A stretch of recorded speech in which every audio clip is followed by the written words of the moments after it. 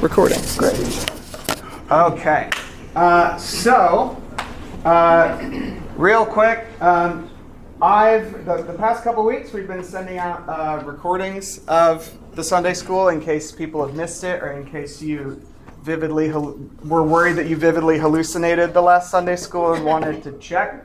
I've also been sending out some written recaps, which are usually a little more coherent and a little less like Jack Russell Terrier energy that I tend to be here.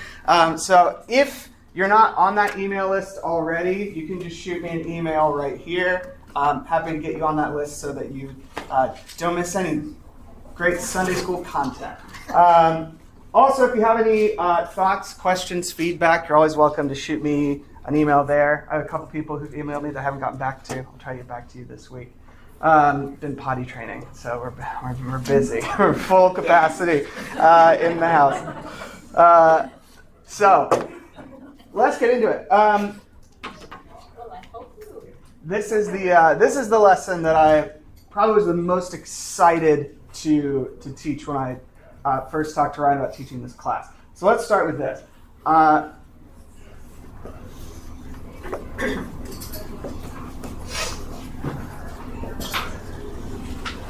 Who knows this verse? The Etsy verse, right? Anybody want to take a shot at it? Or the beginning of it? I know the plans I have for you. Yep, know the plans I have for you. Yes. Plans to prosper you, not to harm you. Hope for a future, something in that ballpark, depending on what your translation is. I call this the Etsy verse, because it's probably on every craft imaginable. Crocheted, painted, which is great. This is a lovely verse. However, I've grown up in a church that takes the Bible quite seriously, and people who take the Bible quite seriously do point out that the you in this verse is not you, right? It's not me hoping to get the promotion or me hoping that my 2-year-old doesn't pee on the floor. It is Israel, right, at a very specific time in their history, being given specific promises. Now, there's nothing wrong, I don't think, with believing that the Lord has a good plan for you. I think that's true. However, people make a good point that when we just kind of yoink this verse out of context, then we misrepresent it. We misunderstand maybe what it's trying to say. That's probably the most common, I would guess, except for maybe don't judge or you will be judged. That's maybe the most famous one that gets used. But there are other ones that maybe feel more verses that we use in this way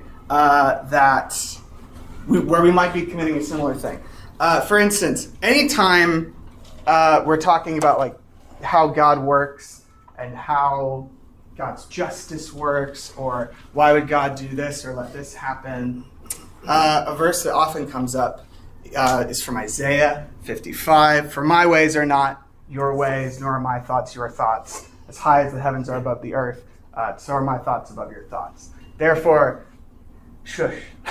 Therefore, stop asking questions, please. You don't get to know. And there's a whole discussion to be had there. But I would posit that is a verse that we're also deeply malpracticing. Because if does anybody know why Isaiah brings that up in Isaiah 55? Why does he feel the need to say that?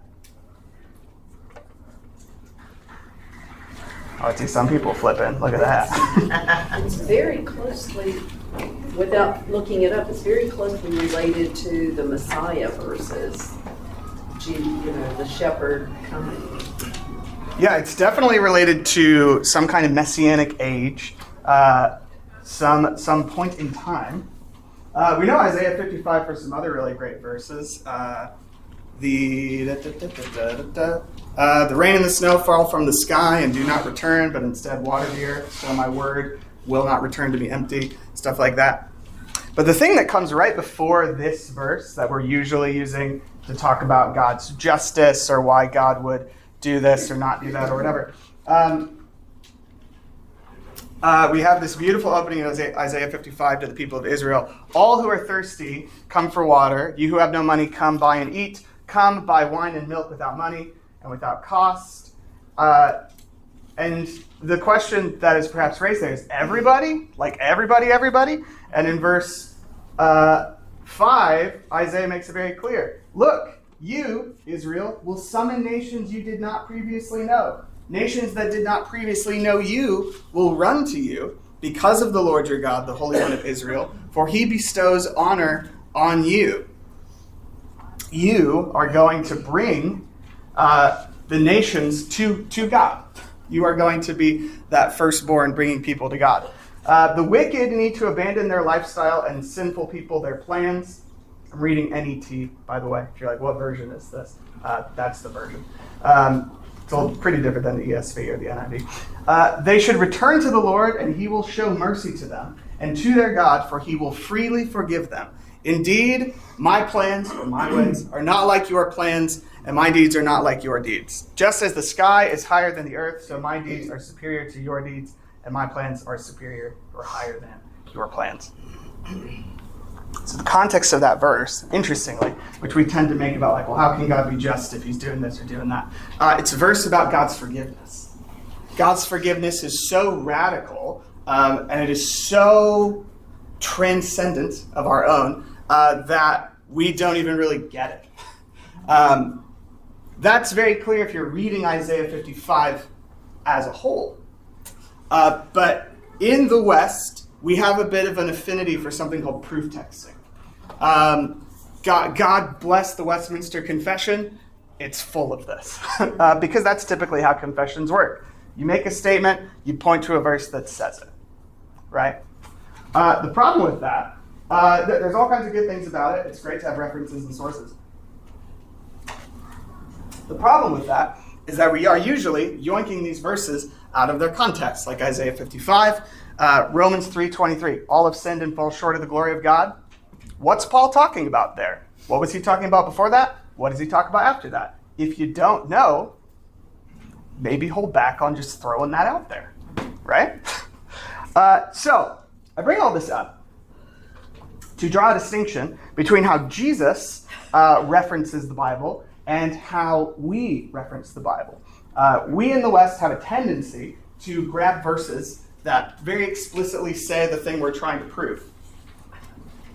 But Jesus doesn't do that. In part because Jesus' Bible has no numbers in it. He can't do that. He can quote, and he does at times. But if you were a Jew in this very Torah-saturated culture, then if someone references Torah, they have to use the words of Torah to do that. So what we see with rabbis is that they have this particular method of bringing in Torah that gives what, I'll put it this way. Rabbis usually have like a meaning up here on top, and then they like to bury treasure underneath if you can find the Torah that's hidden there. So let's talk about it. Let's look at one of Jesus's most famous teachings, beginning of the Sermon on the Mount. So if you want to join me there, we'll be in Matthew 5. We're going to jump around a bit today, depending on how scrupulous I am with my time here. So we're just going to do verse 13, because there's already enough in here that we could talk about forever. Matthew 5:13, you probably know it. And again, I'm reading from the NET, so if the wording's a bit different, that's why. You are the salt of the earth. But if salt loses its flavor, how can it be made salty again? It is no longer good for anything, except to be thrown out and trampled on by people. Okay, let's ask the question that eventually you're going to get very used to asking. My young Sunday schoolers know this question very well. What's weird about that passage? What's strange in that verse? How is salt losing its flavor? Salt losing its flavor. Yeah. There's a great story about this actually in the Talmud, very important Jewish holy text. Throughout multiple times in Jewish history, certain rabbis have been brought in by like the government to debate their top scholars as a way of trying to humiliate the Jews. It's a long-standing tradition in our Western culture, unfortunately, as well as Eastern cultures. So there was a rabbi named Rabbi Yehoshua who was brought before 60 Greek sages. And they had a back and forth debate. And if you read this debate, what it is essentially is the Greek, it's not really a debate. It's the Greek sages trying to grill Yehoshua into saying something ridiculous. So they ask him all kinds of ridiculous questions, like where does the soul go if a chick dies inside the egg without the egg cracking? Where does the soul go? Like those kinds, standard questions. And the goal here is to make Rabbi Yehoshua and the Jewish people by extension look ridiculous and dumb and all this. And the rabbis who are writing Talmud actually have all kinds of incredible insights. Really worth reading. If you want to look that up, it's called Bechoros 8. Can send that in the recap if you want to dive into that, because it's pretty funny. But the Greek sages ask this question to Rabbi Yehoshua, which should sound familiar. When salt gets spoiled, what do we use to preserve it? And Rabbi Yehoshua said, sorry, we're going to get a little graphic here. We use the afterbirth of a mule. People who know things about mules will understand what's going on. The Greek sages say, do mules have afterbirth? Standard, don't start a party question with that. And Rabbi Yehoshua says, does salt spoil? Yeah. No, right? Salt doesn't lose its flavor. If you've ever interacted with salt, it doesn't do that. So that's weird. Jesus is describing something that literally can't happen. Anything else weird in this teaching? Or that seems odd or weirdly specific or anything like that? Why throw it on the ground for people to walk over? Yeah. Well, it seems like a harsh judgment for salt, especially because if you ever heard a sermon on this passage, then you probably know there's lots of uses for salt. Taste is one of them, but you can use it to preserve meat and stuff like that. So if the salt loses its flavor, why not just use it to preserve meat or something like that?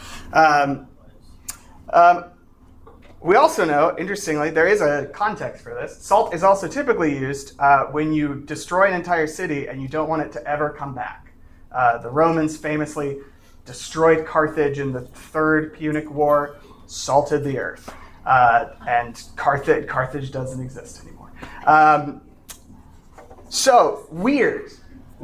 Jesus describes something that can't happen and then gets really harsh and negative with the consequences if that thing happens.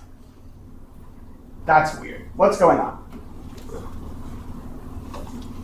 Well, when we find Jesus saying something incredibly weird, there's usually one of two things happening, usually both at the same time. One, there's a cultural thing we're not getting. Something to do, we're 2,000 years in the future, and we have iPhones and we just don't get it. Or two, Jesus is burying treasure that he wants us to find. So what we're going to talk through is kind of a framework for understanding how Jesus weaves Torah into his parables and his other teachings. So this framework that we're going to use, which I first encountered through Marty Solomon with Bema Discipleship, and later with Lois Tverberg in her very good book, Sitting at the Feet of Rabbi Jesus. It's called PaRDeS. I don't know enough about Hebrew to know why these two letters get to be here. This is an acronym for Peshat, Remez, Drash, and Sod.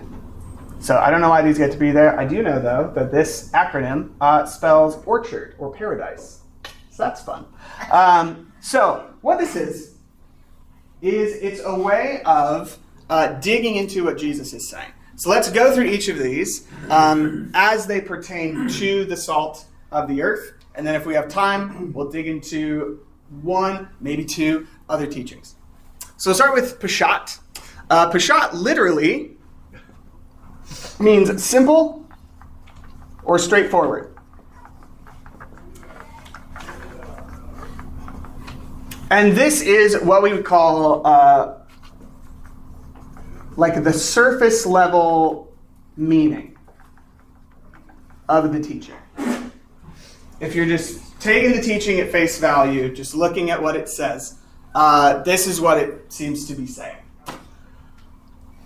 Most sermons you've heard in your life are this, which raises an important point.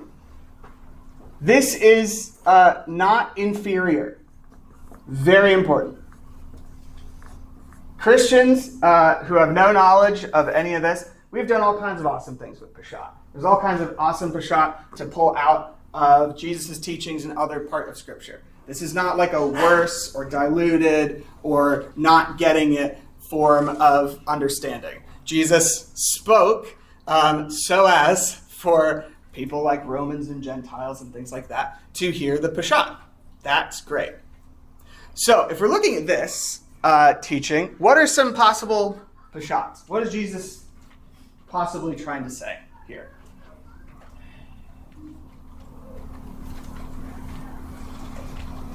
We should add flavor wherever we can. Yes. Something about adding flavors, being, some people put it being distinctive. You can often tie this to being in the world but not of the world, right?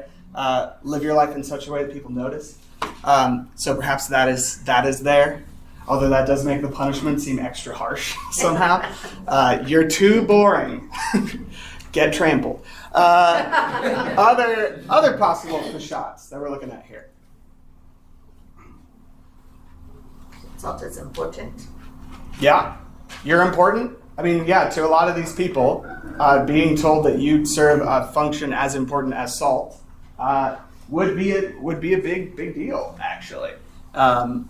Salt, if you don't know, at this time, salt was so valuable that many Roman soldiers actually took their pay in salt. That's how important of a resource it was. Other possible Peshat, or things that you've heard, is maybe another way to put this, ways that you've heard this interpreted. You were effective. Yeah. That you're called to, make some kind of change, make some kind of difference where you're at.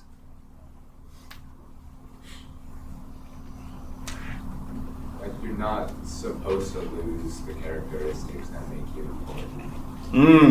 Preserve. A really important part of salt is its ability to preserve things. And so there are, perhaps Jesus is saying there's some very important characteristics about being a follower of Jesus that we need to make sure we hold on to those things, lest we get trampled. Which raises an important question, by the way, which we're going to loop back to. That's why I'm bringing it in. Who's trampling? Yeah. Who is that? Is it God? Is it Romans? Is it people who are being the salt of the earth? What is that? Who's doing that? So we'll get to that. That's a fun little whodunit. So now, we've got the Peshat. So we've got some kind of surface level ideas. Now let's talk about the remez. The word remez, speaking of whodunit, literally means hint. So rabbis will just drop a little hint in their teaching. And this hint is a word or an image that points us to Torah, to some specific place in Torah. So sometimes it is literally just a certain turn of phrase, or it's a very specific word being used, or it's a particular image. We'll see this in the parables a lot. A lot of images that are being yoinked straight out Torah. Second time I've said yoinked today. So if we're thinking about salt, where does salt show up in Torah? Lot's wife. That's the big one, right? Very weird story. Lot's wife gets turned into a pillar of salt, which, by the way, becomes the Dead Sea. So there you go. So that's interesting. Where else does salt show up in Torah?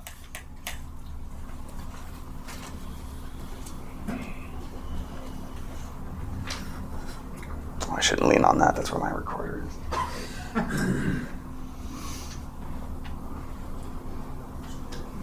Exodus 4:22. Ooh, okay. What happens there? A son gets called out of Egypt. Matthew 2:15. Interesting. Hold on, I gotta look at that one. There's all kinds of great things about paper Bibles, but man, I like being able to flip really quick. Okay.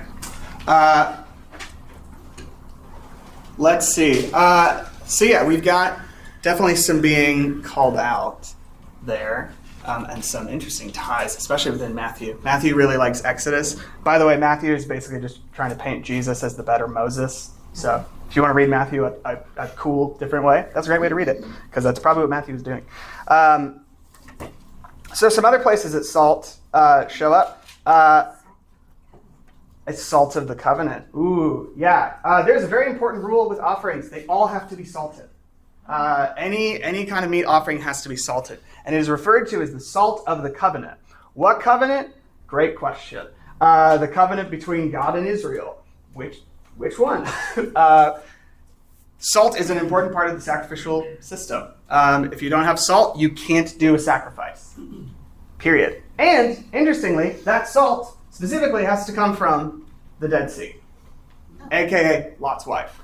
So thanks, Lot's wife, for that. So there's that.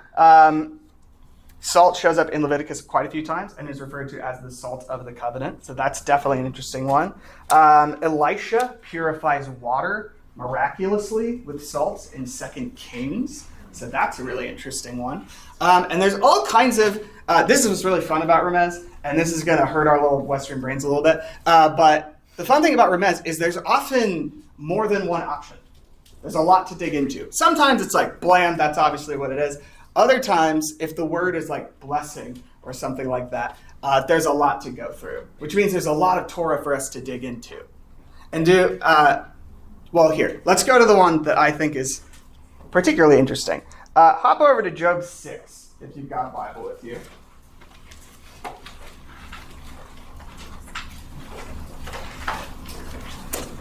And this is the only other place in the Bible that the flavor of salt gets discussed. Which to me is a pretty big ding, ding, ding right there. So this is Job talking. And if you're an ESV or NIV, the translation here might be a little funky. It's because there's a word in here that we're not really sure what to do with. I really like what the NET does with it because it makes it relatable to us. But yours probably says something a bit different.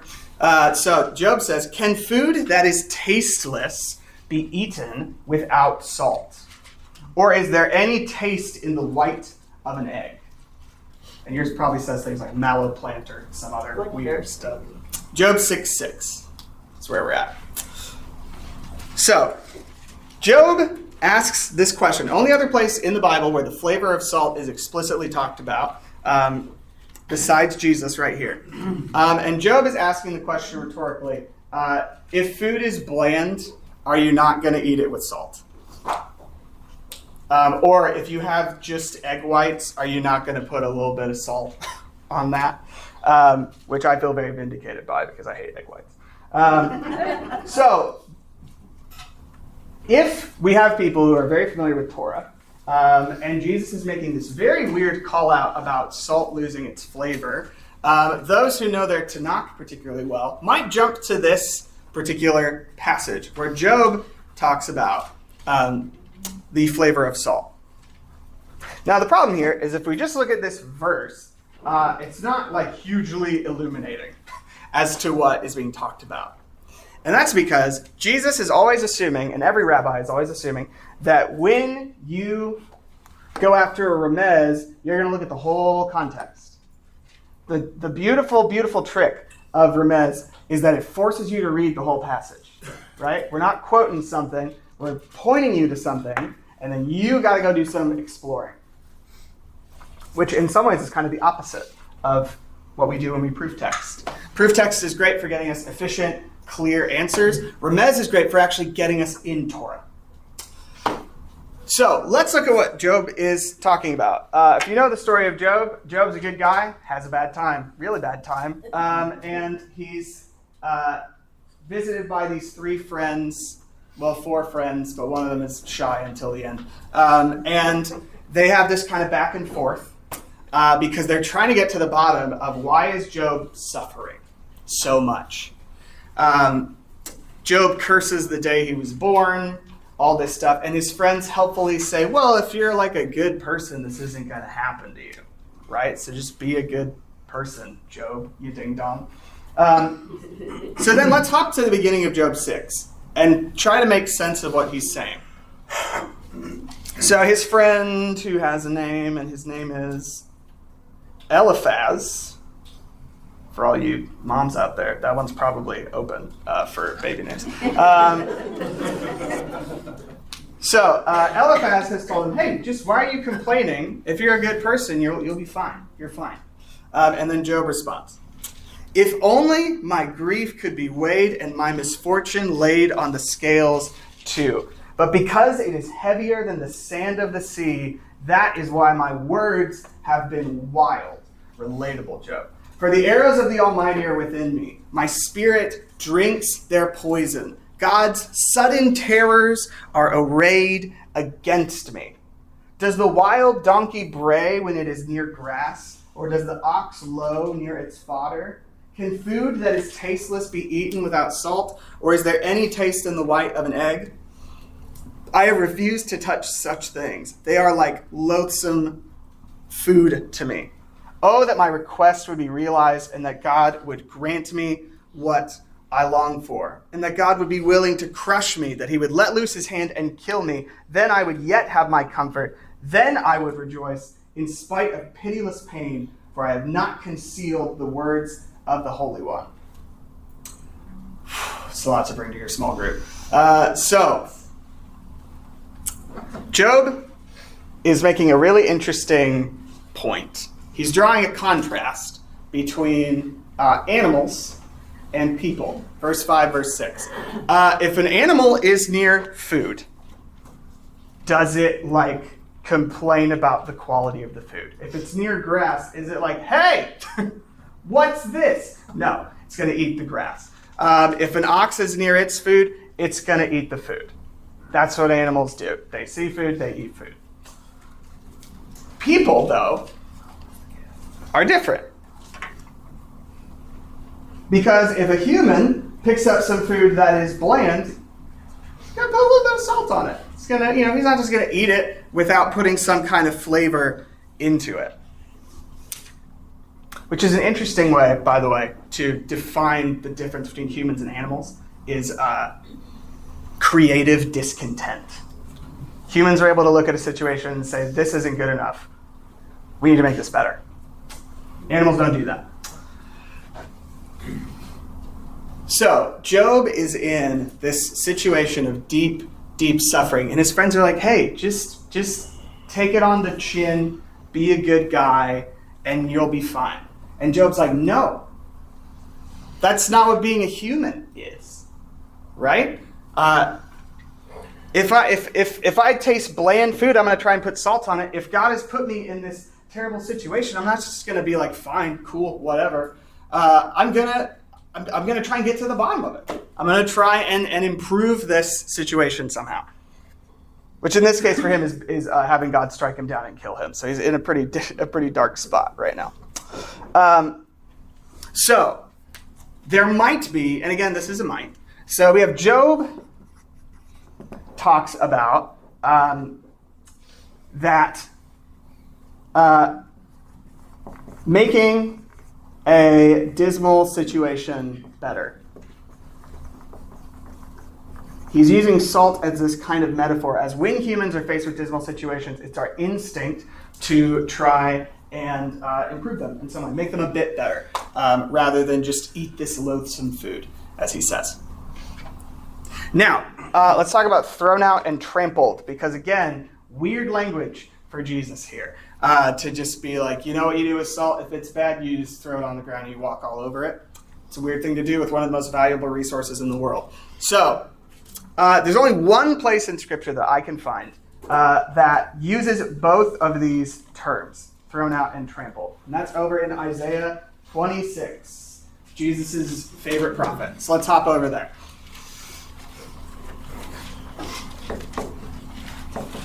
So with this first remez, we're pulling on an image, specifically, flavored salt. Here, we're pulling on some specific wording.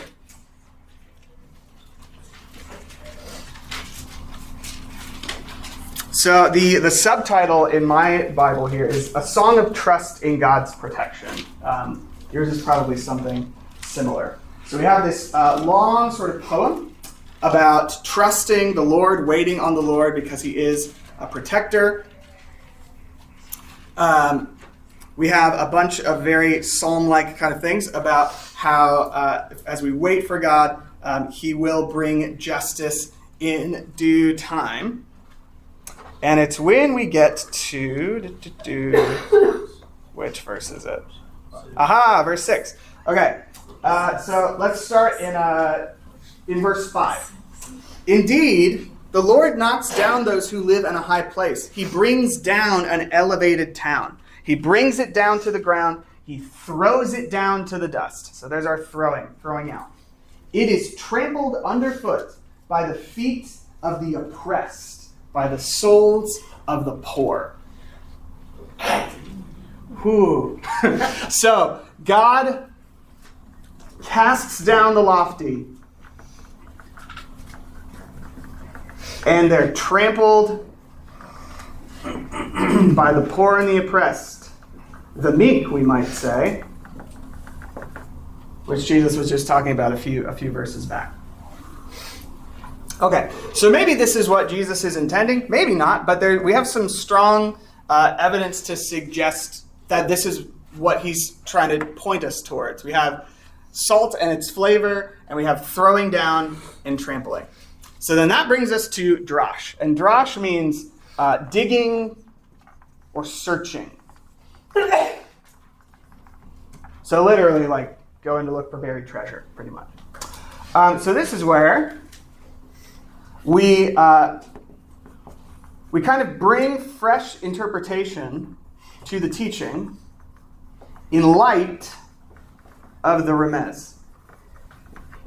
So we take these passages that we've found and we hold them up to what Jesus has been saying, and we try to make some sense of what Jesus is talking about. So for the sake of time, because I do want us to get to the yeast, because the yeast is like one of my favorite parables of all time. Let's do some application here. So, you are the salt of the earth. What does salt do? According to Job, salt makes something bland and dismal better. So perhaps Jesus is saying, you are the people who do this. How? Maybe you're merciful and you make peace and you're pure in heart and all that stuff. I don't know, just an idea. But you are someone who for people who are poor in spirit, who are mourning, who are meek, who are hungry and thirsting for righteousness, you are the people who go bring some kind of relief. Maybe it's not dramatic. Maybe it's just making the bland a little less bland. Maybe, in some sense, it's almost like this is like the bare minimum. This is the bare minimum, is when someone is suffering, we do something to lift that suffering a little bit, or to bring some kind of joy or relief. So that's you. You're called to do that. Now, here's the thing. If you don't do that, these are the people. This is a tough one. If you don't do this, if you're not in alignment with my kingdom here, then boy, are you missing it. Rather than being the person who's going to uplift the poor, when God vindicates these people, they're going to be the people that trample you. If you focus instead on putting yourself in a high place and increasing, up and to the right and everything, then boy, howdy, are you coming for a fall. Because in Jesus' kingdom, doing this for these people, that's what we're doing. That's what you are. So if you're focused on this, on building up your own kingdom, then ultimately these are going to be the people that walk in judgment on you. Maybe. There's other great Bible Project did a great dig on this as well. They pull a lot of stuff out of Isaiah too. Definitely worth listening to. So that leads us to our final part of PaRDeS, which we will never, ever, ever, ever deal with. Because sod means mystery. And only God can reveal this. This is like blam, Holy Spirit moment. We see this actually in the Gospels when Peter says, "You're the Messiah." Jesus says, "Flesh and blood has not revealed this to you, but my Father in heaven." That's sod, right? So I'm not going to. I can't take you here, so we're not going to try. That would be very arrogant to try and do that. So when we go through Jesus's teachings, we're going to be looking at them through this lens. Crucially, what is he saying on the surface? Because that's super important. But then, is he dropping hints for us that give us some new understanding or some deeper Torah-infused understanding of what he is saying? Because this reading is quite different than a number of teachings on this that I have read. It's a bit different than just like live in such a way that people notice, This is a much more proactive, kind of justice-oriented approach to this teaching.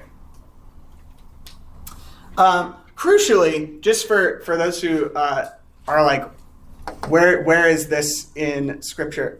This particular kind of framework, PaRDeS literally, this gets formalized in this specific framework like 1,000 years after Jesus. So this isn't like Jesus wouldn't be like, this is the Peshat and this is the Remez. That would be how he would frame it up. And it's mostly kind of for our Western brains that I'm using this framework for us. But Jesus and the other rabbis definitely do this all the time. The term that they often use is stringing pearls of Torah. Paul is bananas at this. He is doing this constantly in like all of his epistles.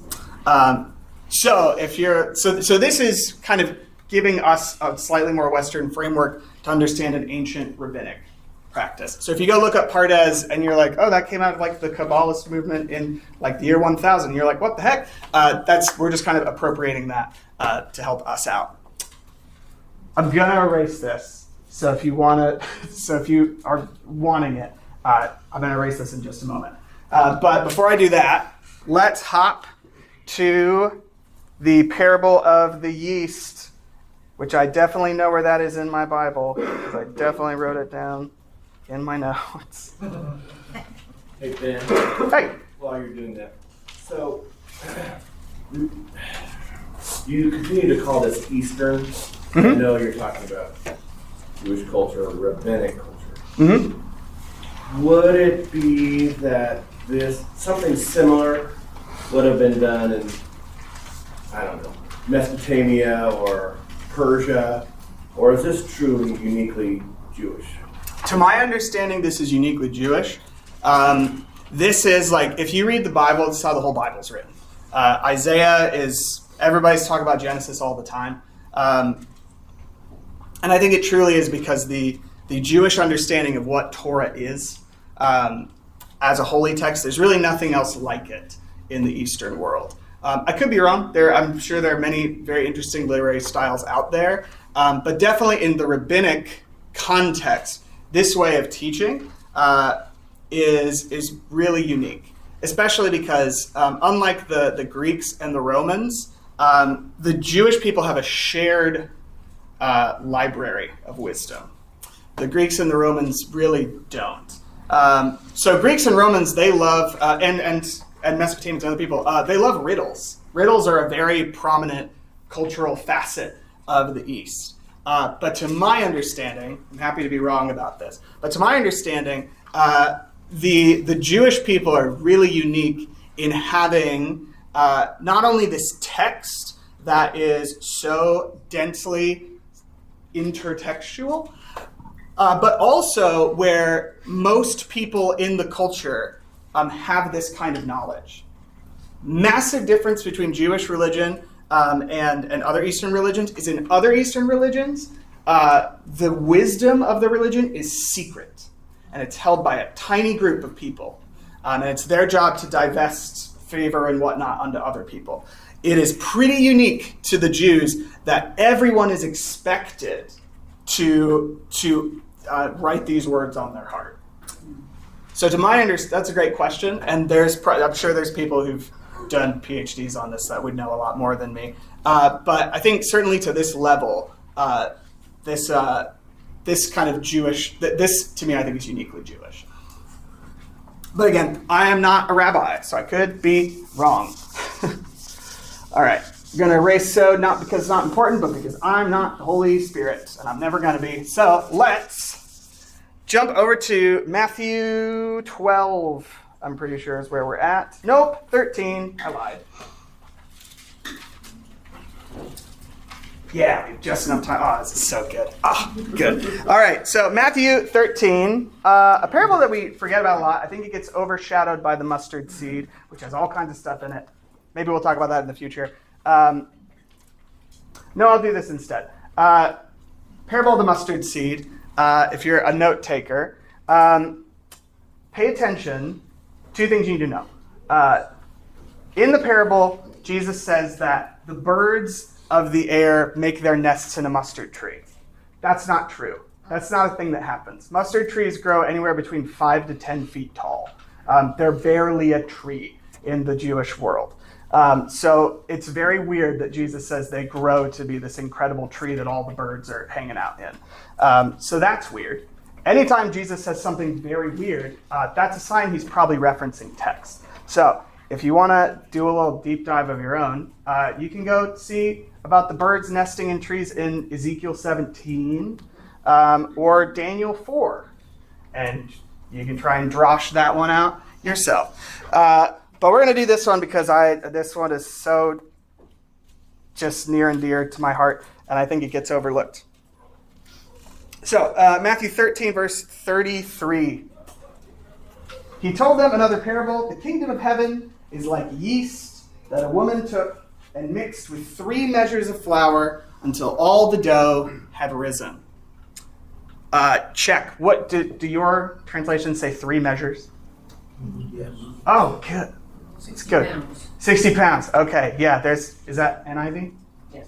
Yeah. I love you, NIV, but I think that's a misstep. Said the person with no degree in Bible translation. But you'll see what I mean. Okay. So Pashat, surface level meaning. What do we think Jesus is saying here? What's he trying to get across? There are effects and consequences. The kingdom of heaven has effects and consequences. I like that. I've heard that leaven is always used as a bad thing, except this one. Yeah, that's very weird. That he's using leaven. That's a very shocking metaphor. He talks about it with the Pharisees, right? Look out for the leaven of the Pharisees. Jewish people, pretty famous for unleavened bread. They do use leaven most of the year, but when they're talking about bread, it's usually unleavened. So that's very weird. And I think Jesus is being a little saucy here with that. A little leaveny. What are we supposed to understand about the kingdom from this? It's going to go. Yeah. It's going to grow. It's going to have an effect. My wife and I like to watch Great British Bake Off, and if there's one thing I know, you can't take yeast out of dough. That doesn't work. And it's going to do its thing for better or for worse. Similar thing with mustard seed, by the way. If you drop mustard seed in your garden, blam, it's off to the races. It's going to go everywhere. So the kingdom of heaven grows. What kind of growth?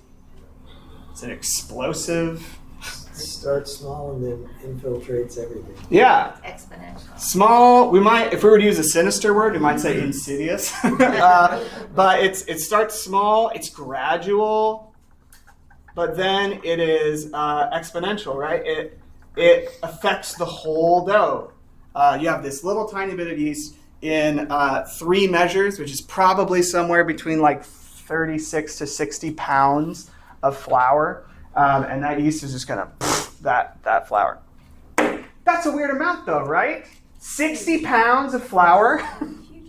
When was the last time you used 60 pounds of flour in one go? That's a lot. Very weird, right? I wonder if there's anything there. I wonder if that's a little hint at something. Does anybody know? If you got this, then good gold star for you. Anybody know of a time in Torah where someone uses an absurd amount of flour? Specifically 3 measures. Are you pulling this from the YouTube? Yeah, okay, there we go. I have a plant. Yeah, so Genesis 18. What was the answer then? Sarah. Oh, Sarah. Okay. So, Genesis 18. Abraham is hanging out. He's actually just gotten circumcised, so he is really hanging out. He's under a tree. And these 3 strangers are going to walk by him. Like, not walking to him, just walking past him. And Abraham is like, whoa, you guys need to stop and stay at my house. Crucially, Abraham does not know who these people are. Has no idea that they are divine in any way. Just sees 3 strangers and he's like, hey, I know you're going on your way, but can we put you up? And then he goes and tells Sarah, relatable moment for all the cooks in this room, hey, can you go make 63 measures, which is anywhere from 36 to 60 pounds of bread. Seems excessive. Can you imagine her bread trough? Yeah. The rabbis actually say that this was a miraculous event, that it was a miracle that Sarah was able to make this much bread.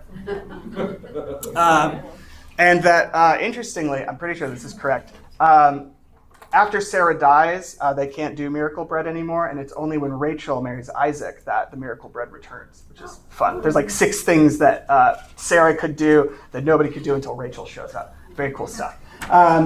So Genesis 18. So what we have is radical hospitality to 3 strangers who wind up being angels.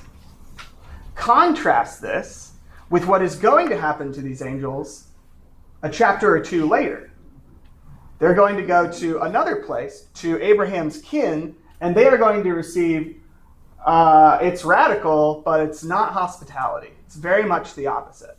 So the author of Genesis draws this really strong contrast between Abraham and Sarah as people of radical generosity and hospitality, and the people of Sodom and Gomorrah as anti-hospitality. They're more like wondering how they can exploit these strangers rather than helping them. And I've been told this, if you go to the Middle East, into various areas that are influenced by Judaism and Islam, people who claim to be the children of Abraham, this is a very big deal. They'll put you up in their homes. They will use all their good wine on you, all this stuff. And if you ask them why, it's because they're the children of Abraham. That's what Abraham does. So then, this is what a good way to end. This is a drash for us then. The kingdom of heaven is this thing that's going to grow. It's going to change things. It starts small, it seems insignificant, it takes a long time, but then boom, you can't stop it. The effects are massive and widespread. So then the question is how? Right? How does that happen? In our Western mind, we go, well, evangelism and programming and church planting and all the... Not that the other things aren't important. Those are important. But Jesus seems to be pointing to, remember Sarah and Abraham, and how by welcoming in these three strangers, they received this incredible divine blessing. They received this incredible revelation from God. Same with you. Welcoming people over to dinner, helping people move, all these little radical acts of kindness. That may seem small. It might not seem like it's doing a lot, but that's how the kingdom's gonna get going. And if you look at the history of the early church, you see this. The hotel is invented by Christians, pretty much, as we understand it today. The hospital is pretty much invented by the Christian church as it stands today. Monasteries welcoming in pilgrims. People in the early church had what they called Jesus rooms in their house, specifically for welcoming in strangers. And a core part of the Christian worship practice is breaking bread together with people that you normally wouldn't do that with. So, Jesus is giving us a little, if we're able to jump into the Torah with Jesus a little bit, he's pointing us to an image of this all sounds great. How is it going to happen? Evangelism's great. Bible studies are great. Church planting, that's all great. But there is something about this. There's the, I'll end on this. I want to say it's Toni Morrison who said this, but I'm probably misquoting her here. That people won't remember what you said. They won't remember what you did, but they'll remember how you made them feel. You welcome people in, something's going to happen. All right. Say the word for the recording. What? You need to say the word. Oh, say the word. The word that I'm pointing to, dear listener, is hospitality. It's good. I'm not used to this audio medium yet. Okay. So we're gonna be really drilling this Peshat Remez Drash, this PaRDeS framework as we go. So if you're like, I'm not sure I totally get this yet, don't worry. You're good. You're gonna get it. We're gonna be doing this quite a bit. But I think this is a great thing for us to meditate on just a little bit as we breath prayer our way out of here. So let's take just a little bit of time to do that, and then I will release you